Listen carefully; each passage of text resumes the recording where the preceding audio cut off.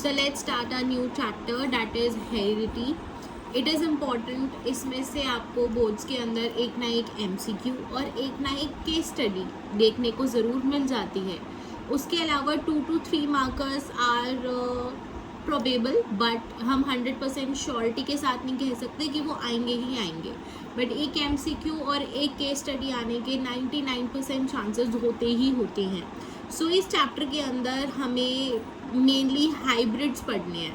वो हाइब्रिड्स कैसे बनेंगे, उनका क्या प्रोसीजर है, उसको क्या रिप्रेजेंट करना है, और वो हाइब्रिड्स बनाए किसने थे, क्या क्या चीज़ें की थी, ये सब कुछ हम इस चैप्टर के अंदर डिटेल के अंदर पढ़ेंगे. ओके, बट उससे पहले हमें कुछ चीज़ों के बारे में पता होना चाहिए. कुछ चीज़ें हम अभी पिछले चैप्टर में पढ़ के आए हैं तो उनको हम रिवाइज करेंगे, और कुछ नई टर्म्स हैं जो हम आगे यूज़ करेंगे हाइब्रिड्स बनाते हुए, उनके बारे में सबसे पहले पढ़ते हैं.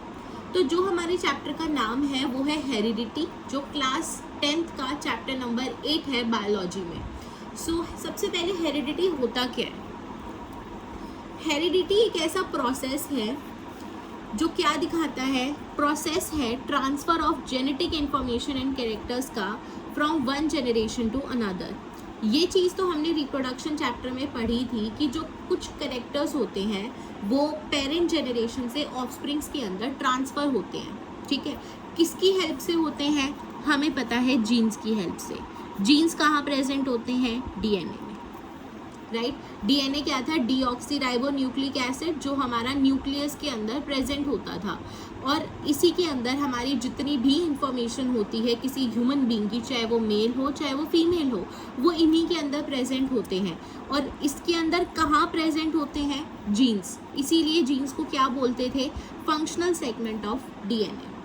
अब जो इंफॉर्मेशन है वो ट्रांसफ़र होती है पहले जनरेशन से दूसरे जनरेशन में, और इसी चीज़ को, इसी प्रोसेस को हम बोलते हैं हेरिडिटी. ओके, अब आगे हमारे पास टर्म है वेरिएशंस. वेरिएशंस हम बहुत डिटेल में नेक्स्ट पिछले चैप्टर में पढ़ चुके हैं. वेरिएशंस क्या थी, हमें पता है कि एक सेल है और जो नए सेल बनेंगे वो इसी प्री एग्जिस्टिंग सेल से बनेंगे. तो ये सेल जो है वो 2 में डिवाइड हो जाएगा. एक सेल 2 में डिवाइड हो जाएगा, और इसके लिए सबसे पहले क्या होता है, अगर इसमें ये क्रोमोसोम प्रेजेंट है तो यूं तो अगर हम देखें एज इट इज़ ट्रांसफ़र होता हो तो यहाँ से एक क्रोमोसोम इसमें चला गया और एक क्रोमोसोम इसमें चला गया. लेकिन इस हिसाब से तो अगर आधे आधे जाएंगे तो इसमें जितने क्रोमोसोम होने चाहिए वो तो पूरे नहीं हुए. तो क्रोमोसोम के ट्रांसफ़र होने से पहले या यूं 2 सेल बनने से पहले क्या होता है कि एक क्रोमोसोम अपनी एक कॉपी बनाता है. सिमिलरली ये जो दूसरा क्रोमोसोम होगा ये भी अपनी एक कॉपी बनाएगा, ताकि ये 2 क्रोमोसोम जो हैं वो अगले 2 सेल्स में जा सके, और जितने नंबर ऑफ क्रोमोसोम्स एक सेल के अंदर एक्चुअली होने चाहिए, दैट इज़ 46 क्रोमोसोम्स, वो इन दोनों सेल्स के अंदर मेंटेन रहे. ठीक है, मैं यहाँ पे डिप्लॉयड सेल्स की ही बात कर रही हूँ, मैं अभी गैमेट्स की बात नहीं कर रही हूँ. उसके अलावा जो हमारी बॉडी में सेल्स है उनकी बात कर रही हूँ. ठीक है, तो जब ये कॉपिंग होती है ये 100% सेम नहीं होती, मतलब 100% सेम नहीं होता वो कॉपीड क्रोमोसोम पहले वाले से. तो 100% रिलायबल ना होने की वजह से कुछ ना कुछ चेंजेस आते हैं, और उन कुछ ना कुछ चेंजेस की वजह से क्या क्रिएट होती है, वेरिएशंस क्रिएट होती है. और इसका सबसे परफेक्ट एग्जांपल है आपकी मम्मा और आप खुद. आपकी मम्मा और आपके बीच में जो फीचर्स है वो सिमिलर है. 2 आँखें होंगी, एक नाक है, होंठ हैं, 2 ईयर्स हैं, और कहीं ना कहीं शक्ल मिलती भी होगी, बट क्या 100% सेम है, नहीं है. और ये 100% सेम क्यों नहीं है, क्योंकि एक नया सेल बनते टाइम भी यू रेप्लिकेशन डीएनए कॉपिंग हुई होगी. डीएनए कॉपिंग 100% रिलायबल नहीं थी. 100% रिलायबल का मतलब है कि 100% सेम कॉपी नहीं बनी, कुछ ना कुछ एरर आया, कुछ ना कुछ वेरिएशंस क्रिएट हुई, उस वजह से आपकी और आपकी मदर के बीच में कुछ ना कुछ डिफरेंसेस आए. ठीक है, तो इनको हम बोलते हैं वेरिएशंस. अब जेनेटिक्स क्या है, एक ऐसी ब्रांच है बायोलॉजी की जिसके अंदर हम हेरिडिटी और वेरिएशंस को पढ़ते हैं. क्या हुआ, डिफरेंट ब्रांचेस है बायोलॉजी की, उसमें से एक ब्रांच है जेनेटिक्स, जिसके अंदर हम वेरिएशंस और हेरिडिटी के बारे में पढ़ते हैं. सो मतलब कि पूरा का पूरा जो चैप्टर है हमारा वो जेनेटिक्स के अंदर ही आ रहा है. दो टर्म्स है, दो नोट पॉइंट्स हैं, ये बहुत इंपॉर्टेंट है, एमसीक्यूज में पूछ लिए जाते हैं कभी कभार। सबसे पहला है कि जो ये जेनेटिक्स टर्म है वो किसने बनाई थी, विलियम बैटसन ने, और ग्रीगर जॉन मेंडल जो है उनको बोला जाता है फादर ऑफ जेनेटिक्स। ये चीज़ें हमें याद करनी है।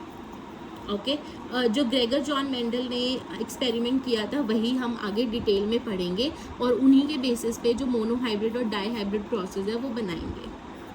अब नेक्स्ट टर्म है हमारे पास ट्रेट्स। ट्रेट्स क्या है, all the observable characteristics of an organism that is the characters that are visible are known as traits.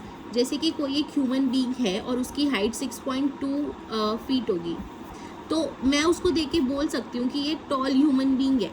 तो ये क्या है, एक ऐसा कैरेक्टर है उसके बारे में जो मैं देख पा रही हूँ, राइट। तो वो कैरेक्टर जो मैं देख पा रही हूँ उसको क्या बोल देंगे, ट्रेट। जैसे कि उसकी हाइट मैं देख पा रही हूँ तो मैं उसको क्या बोल दूंगी, हाइट को ट्रेट। सिमिलरली मैं देख पा रही हूँ कि उसकी आँखें जो हैं वो ब्लू कलर की है, तो जो चीज़ मैं नोटिस कर पा रही हूँ डैट इज़ आई कलर, मैं नोटिस कर पा रही हूँ, मैं पता कर पा रही हूँ देख के, वो क्या हो जाएगा, ट्रेट हो जाएगा। तो वो सारे के सारे कैरेक्टरिस्टिक्स जो हम फिजिकली देख सकते हैं अपनी आँखों से किसी भी ऑर्गेनिज्म के अंदर, उसको बोलते हैं ट्रेट। अब ट्रेट्स भी क्या होते हैं, दो तरीके के होते हैं, एक तो है इनहेरिटेड ट्रेट्स और एक है एक्वायर्ड ट्रेट्स।